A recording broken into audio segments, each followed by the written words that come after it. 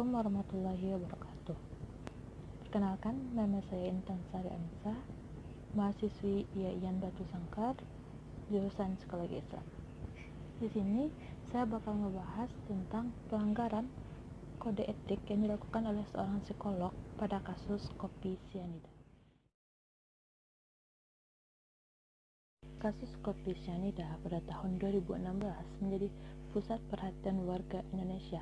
Meninggalnya seorang Soyan Mida Solihin usia 27 tahun pada tanggal 6 Januari 2016 usai meminum kopi es Vietnam yang di dalamnya itu terdapat zat korosif yang terdapat dalam asam sianida di Oliver Cafe, Grand Indonesia, Jakarta Pusat. Mirna kesana dengan dua orang temannya, yaitu sama Jessica dan Hani. Selama beberapa lama berdasarkan persidangan dan olah TKP yang dilakukan oleh pihak kepolisian, didapatkan bahwa Jessica sebagai pelaku terhadap pembunuhan berencana Mirna yang divonis hukuman selama 20 tahun.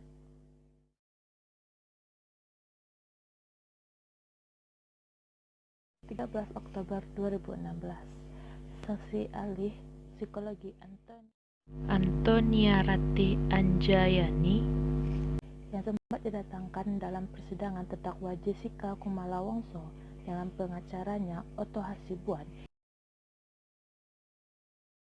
yang menyebutkan bahwa saksi ahli psikologi ini telah melanggar kode etik. Berdasarkan hukum yang berlaku, menurut Otto, psikolog tidak diperbolehkan mengungkap rahasia pengguna layanan psikologinya di depan umum. Karena itulah pengacara terdakwa Jessica mengatakan bahwa tindakan saksi ahli psikologi ini menguak rahasia kliennya dalam sidang perkara pembunuhan Mirna merupakan bentuk pelanggaran kode etik. Pernyataan itu diungkapkan oleh Otto dalam sidang lanjutan atas terdakwanya Jessica Kumala Wongso dengan agenda pembacaan nota pembelaan.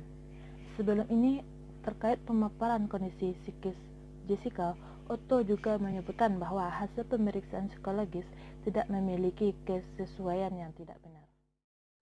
Psikolog dan ilmu psikologi wajib memegang teguh rahasia yang menyangkut klien atau pengguna layanan psikologi dalam hubungan pelaksanaan kegiatannya, ucap Otto saat menyampaikan nota pembelaan dalam sidang di Pengadilan Negara Jakarta Pusat. Dengan demikian, bagaimana ahli psikologi Antonia Ratih yang membuka rahasia di depan umum adalah bertentangan dengan kode etik profesi psikolog. Apalagi ahli psikologi ini hadir di persidangan secara volunter, bukan atas perintah pengadilan, kata Otto. Otto melanjutkan, apabila saksi ahli tersebut membuka rahasia di muka sidang tanpa perintah pengadilan atau dimanapun akan mendapatkan ancaman hukum pidana. Dia juga menuduh jaksa penuntut umum telah keliru menafsirkan kode etik profesi tersebut, sehingga penjelasan di sini hanya terkait dengan pengungkapan rahasia di sidang pengadilan. Dengan semua yang telah dinyatakan oleh Otto, pelanggaran kode etik yang dilakukan oleh ahli psikologi Antonia Ratih terdapat dalam buku ini dalam bab 5, yaitu kerahasiaan rekaman dan hasil pemeriksaan psikologi. Pada pasal 24, mempertahankan kerahasiaan data. Boleh di swipe up, nanti teman-teman boleh swipe up untuk melihat isi pasal 24. Ayo di swipe up, dikit lagi swipe up. I live inside my own world of make-believe. Kids screaming in the cradles, profanities. I see the world through ice covered in ink and bleach.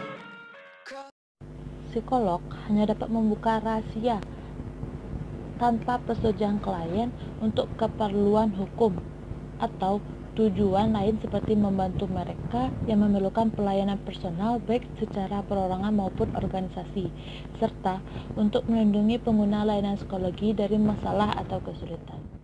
Penggunaan keterangan atau data yang diperoleh oleh psikolog atau psikologi, ia melanjutkan, hendaknya mematuhi hal-hal antara lain hanya dapat diberikan kepada pihak berwenang dan hanya memuat hal-hal yang langsung berkaitan dengan tujuan pemberian layanan psikologi. Selain itu, pengungkapan keterangan psikolog dapat didiskusikan dengan orang-orang atau pihak yang berlangsung berwenang atas diri pengguna layanan psikologi dan dikomunikasikan secara bijaksana lewat lisan maupun tulisan kepada pihak ketiga hanya bila diperlukan untuk layanan psikologi profesi.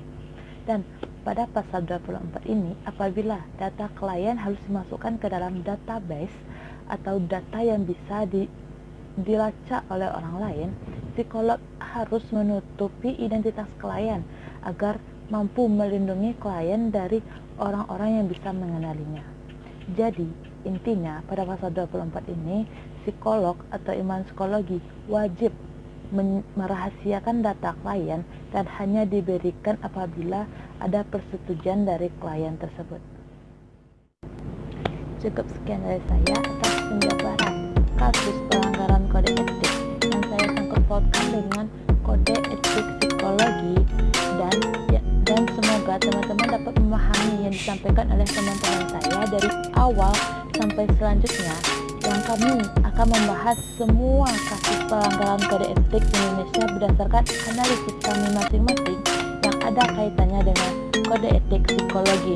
Karena ini sangat menarik, dari itu saya mengajak teman-teman semua untuk menyaksikan video yang kami sediakan. Semoga dari video tersebut teman-teman bisa menambah wawasan dari yang kami sampaikan tentang psikologi. Terima kasih. Assalamualaikum warahmatullahi wabarakatuh.